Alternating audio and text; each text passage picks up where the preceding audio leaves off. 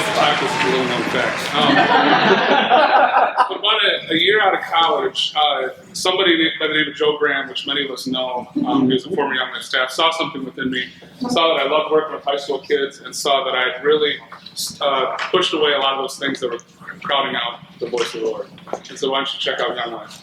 And after conversations with me and kind of seeing that grow and grow, he said, why don't you check out student staff?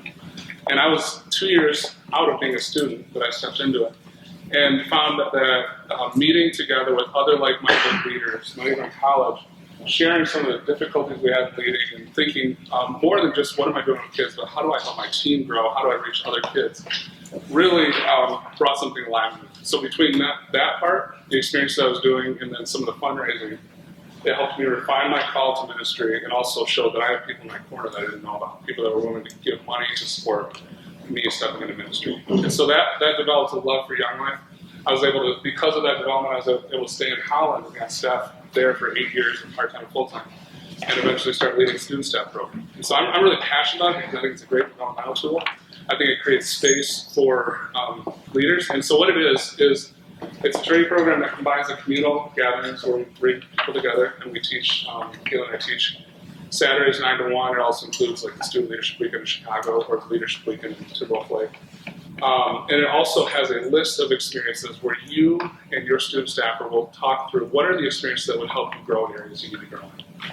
And so it's a custom-made training program for them. They find a mentor and they process that with them. They're in conversation with how do they grow. We also set up, we use the nurturing your soul thing that a lot of you saw in leadership, so that they're thinking about spiritual health. And then we also suggest that they do some fundraising. And when we do get together, what we do on Saturdays is we have an element of spiritual development health and leadership development health. And then we also create space for them to talk about what are they seeing in their own areas so that we're kind of sharpening each other. So that's what the program is in a nutshell. We turn over to Kaitlin. I'm going to talk about why it's important, and I talk fast. I'm not going to slow down because I have a lot of things to say and not a lot of time. So, how many of you have college-age students in your area right now? Raise your hands. All right, if you don't have college-age students, don't tune me out because, like Josh said, it's precedent for doing student staff. Now, those of you that have college-age students, how many of you have had them be volunteer team leaders in the past or currently right now? Okay, so we know that our leaders are our most important people, and our volunteer team leaders that are 19, 20, 21, 22 years old, it's a miracle that they're doing ministry, that they're taking kids to camp, that they have club, that they're supporting their leaders. And so we need to care and provide for them, and that's why student staff is so important, because like Josh said, they have a mentor, they have us, they have a cohort of people that are supporting them, equipping them, and developing their leadership skills, so that way the school that they are ministering to, it helps their leaders, and it also trickles down to those students as well. And so we want to keep those people. And college can be a kind of transition time, and so to keep them and have them be supported and cared for and equipped is huge, because you probably have had college-age leaders that have been team leaders that have maybe like dropped off halfway through the year, and that can leave you scrambling. So we want to have this place where they're supported and cared for, and really it's not a lot of extra work for you. And I think that's a huge thing as well. And like Josh said, it can also help provide future staff people for your areas, for our region, and for the mission at large. It just helps with the candidate pool for quality people that can be in these rooms leading our students. And then we're also going to have Ryan quick in 60 seconds share the asset it's been to his area as well, because not only are our student staff team leaders, they also are required to have another little role or responsibility in the area. So Ryan has done that well. He's going to share some of the things he's had his student staff do besides be a team leader. Yeah, well, that's super kind that you think we do it well, but I know it's not perfect, but one thing that I can say is we try and we like really care about our student staff, and I feel like our student staff has made our team way better and stronger. They're doing things and taking on responsibilities that we don't have maybe the energy or the capacity to do, and they have the energy and excitement, and the more ownership that we have given them and the more freedom that we've given them, the greater things that we have seen. And so we invite them to our staff meetings. We invite them to take on responsibilities, whether that is trip leaders or running events or helping like co-lead with banquet or our volunteer appreciation nights. Two of our student staff, Jacob was here earlier, and Sarah Mendel this year started Every other week, leadership gatherings where they're providing meals and communal time for all of our leaders, which is on their initiative, on their drive, and it's something that is adding value to our area. I still think when we look at all the potential for leadership positions, church partnerships, staff people, those are the first people that I'm looking at, because student staff is one of the closest glimpses that we get to what staff looks like. And I'm confident if they can navigate the world of student staff as a college student, fundraise, take on different leadership, see the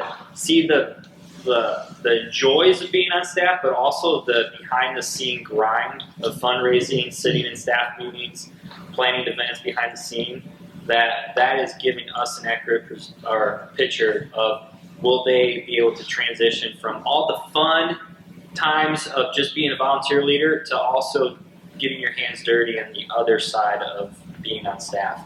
So yeah, there is so many people in this room that are on staff in Eastern Ottawa or on staff in Western Great Lakes because they struggled through student staff and did it and learned a bunch of things.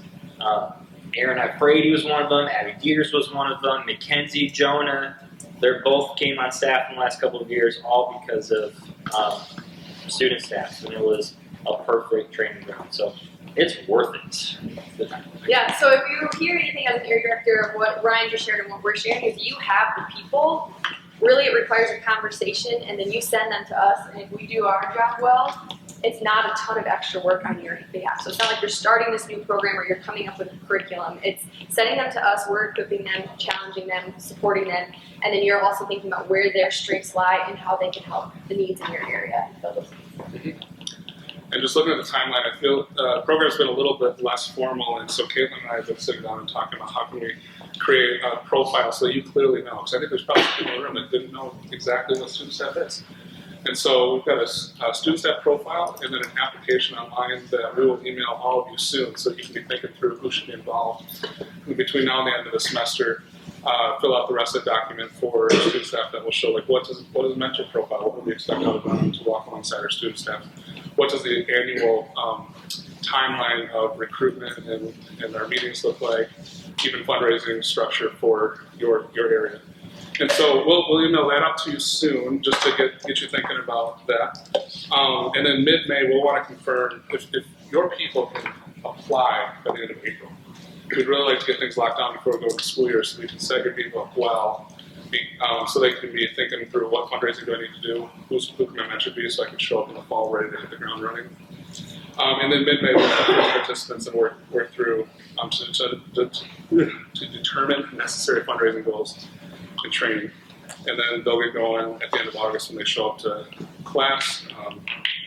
One thing for you to be thinking about, because I'm sure area directors are thinking, who am I losing, especially for college towns, who am I losing? What are my teams going to look like? What are the next schools? We're thinking through what does next year look like. And so if you're thinking through, I'll be done sooner than that.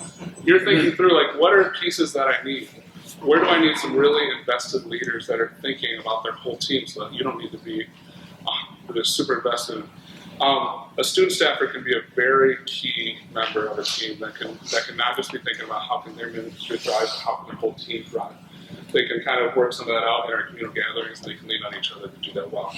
And so with that, I would encourage you to think through maybe offering a match. There's a couple different ways you can do this, have them self-fundraise, but maybe think about offering a match. It could be a cheap way for you to have an invested leader to free them up from needing side jobs and show that you believe in them, you can believe in their development, and they could be a key role to your team. And we can talk through what that looks like with you if you have any questions. And so we have 2 questions for you, just to kind of close. One is, what are 5 names that come to mind right now? If you think about your leaders, who shows that they really love kids and they're on fire for Jesus, and they might be a key part to your team. Write those down. I'm going to give you 20 seconds. We got a little bit of time. Write a few of those names down. What are your 5?